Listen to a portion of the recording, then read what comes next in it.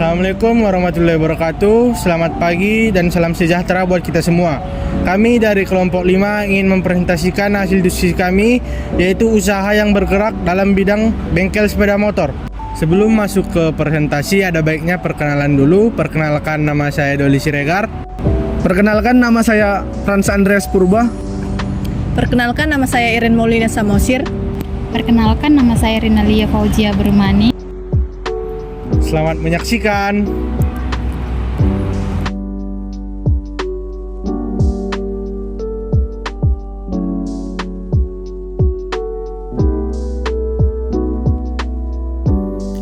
Latar belakang dari perusahaan bengkel Utama Jaya Motor yaitu Utama Jaya Motor didirikan pada tahun 2020 oleh Bapak Hapusan Hamunangan Purba sebagai seorang owner untuk memudahkan konsumen yang memakai sepeda motor yang memiliki keluhan dalam sepeda motor dan menjual segala produk spare part motor tersebut. Produk yang dihasilkan yaitu segala spare part sepeda motor. Utama Jaya Motor hadir menjual segala jenis spare part sepeda motor yang lengkap, terjangkau, dan mementingkan kualitas produknya demi menunjang kepuasan konsumennya dan juga menyediakan reparasi sepeda motor. Adapun visi dan misi utama Jaya Motor, yang pertama, visi membangun nama yang dipercaya dalam dunia reparasi sepeda motor dengan melayani dengan baik dan menghasilkan kinerja yang optimal. Yang kedua, misi. 1. Melayani dengan baik. Pelayanan yang profesional, menyediakan pelayanan yang profesional dan ramah kepada pelanggan. Kualitas onderdil. Menggunakan onderdil berkualitas tinggi untuk memastikan keamanan dan kinerja mesin yang optimal. Komunikasi yang jelas. Berkomunikasi dengan jelas dan transparan tentang kondisi mesin, biaya reparasi, dan waktu pengambilan. 2. Menghasilkan kinerja yang optimal. Teknologi terbaru, menggunakan teknologi terbaru dan alat-alat canggih untuk memperbaiki mesin dengan cepat dan akurat. Pengembangan sumber daya manusia. Melakukan pengembangan sumber daya manusia dengan baik dengan pelatihan yang terus-menerus untuk meningkatkan keterampilan montir, inovasi dan kreativitas. Mengembangkan inovasi dan kreativitas dalam menyelesaikan masalah yang kompleks dan memenuhi kebutuhan pelanggan.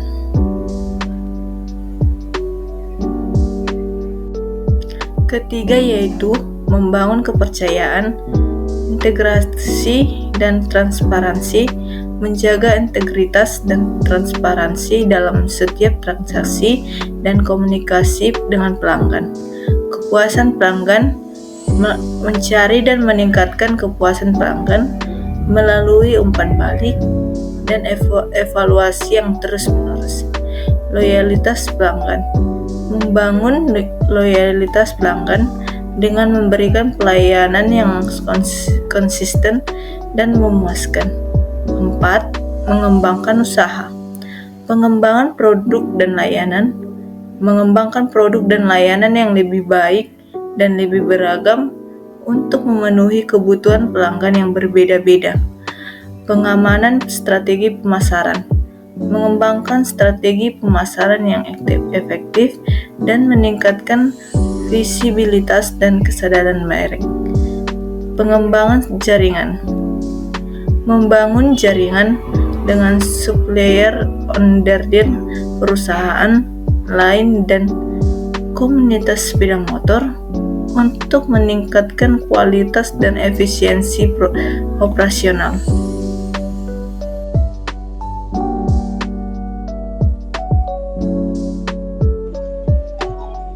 Selanjutnya di sini saya akan menjelaskan tentang risiko operasional yang pertama, yaitu kerusakan peralatan pada bengkel. Nah, di sini sasarannya yaitu adanya peralatan yang baik menunjang kelancaran perbaikan kendaraan. Oke, maksudnya di sini ialah perawatan peralatan bengkel yang baik akan menunjang kelancaran perbaikan kendaraan. Selanjutnya, apa yang mungkin terjadi? Yang terjadi yaitu keterlambatan penanganan pada kendaraan pelanggan yang menyebabkan juga kecewanya pelanggan karena hasil pekerjaan dan ketidakpuasan. Nah, mengapa kejadian tersebut terjadi? Adapun di sini penyebab kerusakan peralatan bengkel itu yaitu yang pertama, kurangnya perawatan dan pengecekan berkala pada alat. Maksudnya di sini yaitu pemilik kurang menerapkan dan kurang melaksanakan perawatan secara berkala alat-alat bengkel yang tidak digunakan. Nah, di sini penting untuk dilakukan peralatan bengkel. Mengapa? Karena peralatan tersebut juga kita ketahui akan selalu dipakai setiap harinya. Nah, apabila peralatan tersebut kurang diservis ataupun kurang dicek alat-alatnya, akan terjadi kerusakan.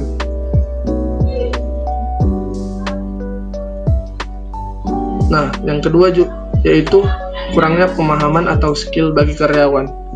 Baik, saya akan jelaskan di sini yang nomor 2 ini. Maksudnya ialah kurangnya pemahaman dan skill karyawan. Nah, di sini karyawan ataupun pekerja dalam bengkel tersebut kurang memiliki pemahaman atau skill bagaimana hendaknya alat yang hendak digunakan oleh pekerja dipakai untuk misalnya memperbaiki kendaraannya. Nah, di sini perlu pemahaman dan pelatihan yang seharusnya dilakukan oleh pemilik bengkel kepada para pekerjanya guna untuk mengurangi kerusakan peralatan yang dilakukan pekerja yang tidak paham ataupun memiliki skill yang kurang di dalam memperbaiki kendaraan dan di dalam memperbaiki alat-alat bengkel. Oke, yang ketiga, banyaknya barang tiruan. Nah, perlu diketahui juga di dalam membeli barang ini juga sangat banyak yang kita ketahui imitasi yang dilakukan oleh si produksi ataupun pemasok barang. Nah, ketika imitasi tersebut digunakan oleh pekerja-pekerja pada bengkel, apa yang terjadi? Yang terjadi ialah pekerjaan mereka jadi tidak maksimal akibat dari barang-barang imitasi yang tidak sesuai dengan standar asli peralatan. Nah, barang imitasi tersebut juga pastinya memiliki kualitas yang tidak baik daripada yang asli. Nah, ini juga akan menyebabkan kerusakan peralatan pada bengkel akibat dari barang-barang yang tidak asli tersebut ataupun barang-barang imitasi. Baik, dilanjut, kapan terjadinya peristiwa tersebut? Nah, terjadinya peristiwa tersebut seringkali dilakukan pada saat sedang memperbaiki kendaraan. Nah, di sini juga akan saya jelaskan deskripsi konsekuensi resiko dari peristiwa tersebut, yaitu yang pertama, kerugian finansial. Pastinya akibat dari kerusakan pada barang peralatan bengkel tersebut akan merugikan pemilik perusahaan. Mengapa? Karena pemilik perusahaan akan mengeluarkan uang untuk memperbaiki peralatan bengkel yang rusak, dan juga apabila peralatan bengkel tersebut tidak bisa lagi diperbaiki, perusahaan akan membeli peralatan yang baru. Oke, yang kedua, hilangnya kepercayaan pelanggan. Nah, akibat dari pekerjaan yang tidak sesuai dengan target dan pekerjaan tersebut yang si pelanggan merasa tidak puas dengan hasil pekerjaan yang dilakukan oleh pekerja-pekerja bengkel tersebut, mereka akan hilang kepercayaan dan akan mencari bengkel-bengkel lain yang mereka rasa lebih puas mereka melihat pekerjaan-pekerjaan dari bengkel yang lain tersebut. Baik, yang ketiga, kecelakaan kerja. Nah, kecelakaan kerja juga mungkin terjadi akibat dari konsekuensi risiko kerusakan pada bengkel tersebut. Nah, kecelakaan kerja terjadi karena rusaknya alat-alat tersebut. Nah, misalnya ketika hendak memperbaiki sepeda motor, pekerja memakai alat yang sudah tidak baik. Alhasil, itu akan juga menyebabkan kecelakaan kerja ketika hendak memperbaiki kendaraan pelanggan yang hendak diperbaiki oleh pekerja tersebut.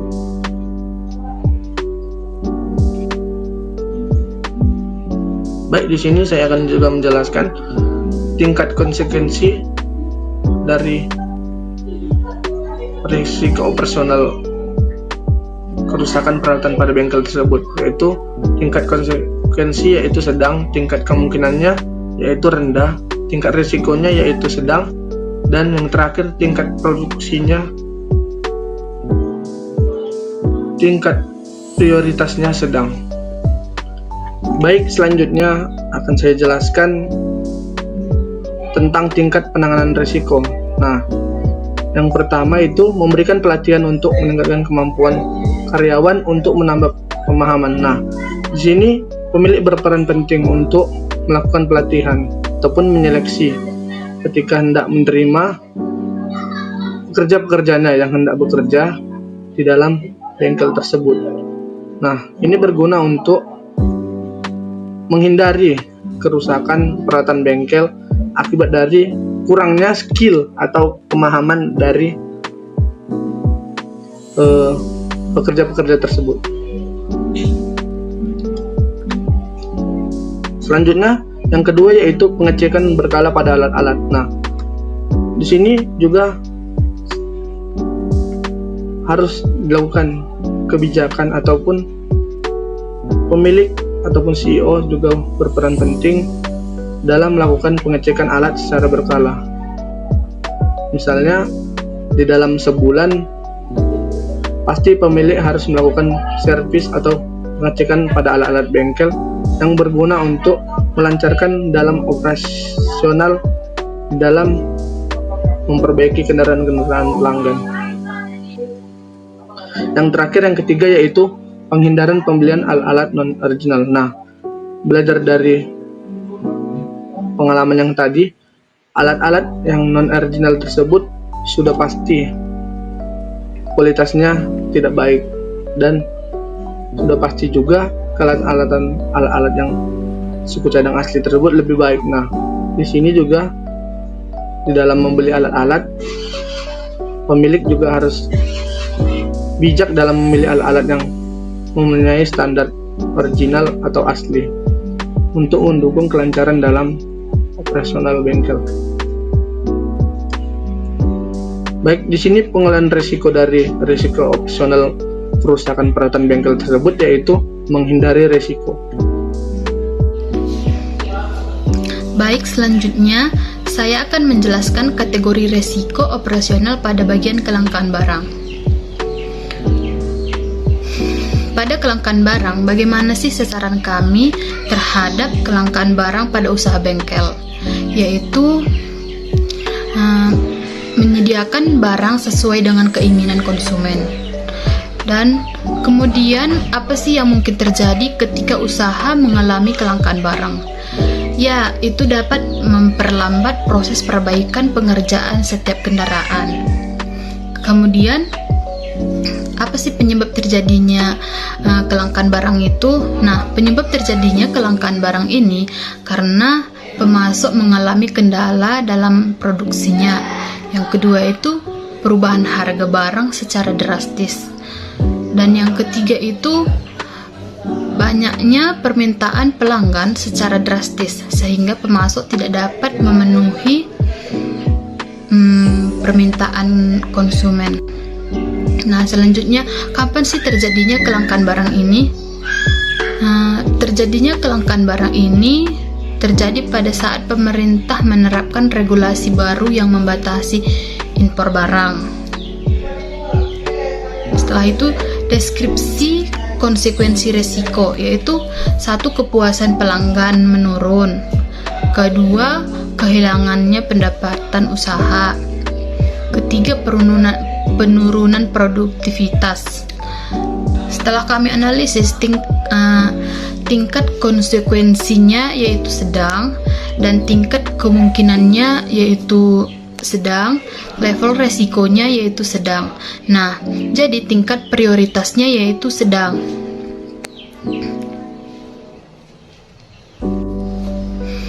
Selanjutnya yaitu tindakan penanganan resiko. Bagaimana sih kita menangani ketika terjadi resiko ini? Yang pertama itu melakukan kerjasama dengan beberapa pemasok yang dapat diandalkan. Nah, yang kedua itu melakukan pengecekan barang yang tersedia secara rutin. Nah, yang ketiga itu mencari barang pengganti yang dapat menjadi alternatif untuk mengatasi kelangkaan. Jadi, pengolahan resiko yang kami pilih di sini yaitu penghindaran resiko. 3. Kurangnya skill dari karyawan. Sasarannya memberikan pelatihan kepada karyawan untuk meningkatkan pemahaman dan keterampilan mereka serta memantau hasil kerja mereka secara berkala oleh karyawan yang lebih berpengalaman. Apa yang mungkin terjadi? Kualitas pekerjaan buruk dan target pekerjaan yang tidak tercapai. Penyebab terjadinya yaitu 1. Kurangnya pelatihan terhadap karyawan. 2. Kurangnya tegasnya karyawan dalam menjalankan SOP pekerjaan. 3. Rendahnya SDM karyawan. Kapan terjadinya? Terjadinya yaitu pada saat melakukan perbaikan kendaraan sepeda motor pada pelanggan. Deskripsian konsekuensi risikonya yaitu 1. Kurangnya kepercayaan pelanggan. 2. Penurunan kualitas layanan. 3. Ketidakpuasan pelanggan. Tingkat konsekuensinya yaitu sedang. 2. Tingkat kemungkinannya yaitu sedang. 3. Level risiko yaitu sedang. 4. Tingkat prioritasnya yaitu sedang. Tindakan penanganan risiko yaitu 1. Melakukan program pelatihan pada karyawan. Yang kedua, menekankan dengan tegas dalam menjalankan SOP perusahaan. 3. Memberikan pelayanan dengan baik kepada pelanggan. Pengolahan risikonya yaitu pengendalian risiko. 4. Produk tidak berkualitas. Sasarannya kurangnya kepuasan pelanggan. Apa yang mungkin terjadi? Hilangnya pendapatan dan menurunnya loyalitas pelanggan.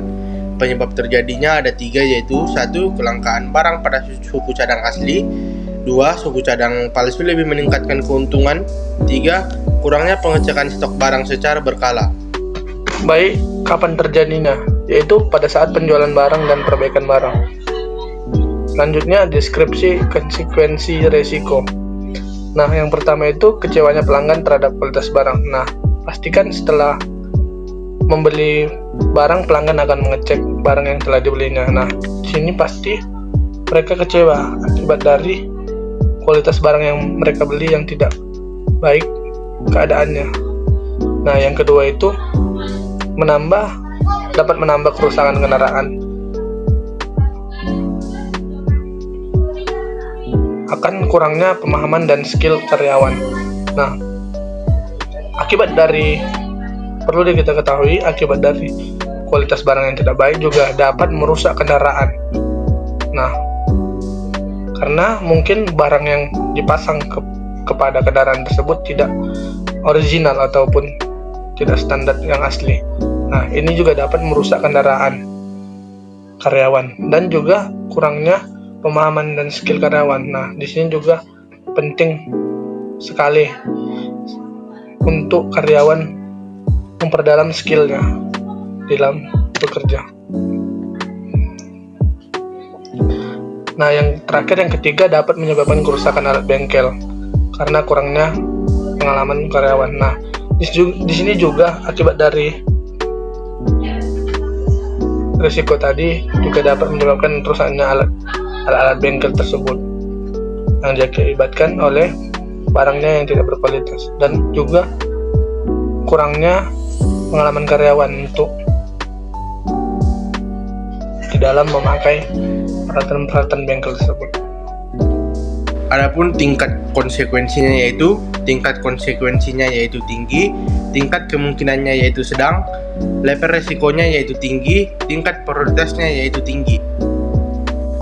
Tindakan penanganan risiko. Adapun beberapa tindakan penanganan risiko yang kami lakukan yaitu 1. Penanganan risiko menghindari pembelian barang non-original. 2. Pengecekan barang secara rutin dan memperhatikan masa pakai barang. 3. Adanya saling membutuhkan antara pemasok dan pemilik guna mendapatkan barang yang langka. Pengelolaan risikonya yaitu penghindaran risiko.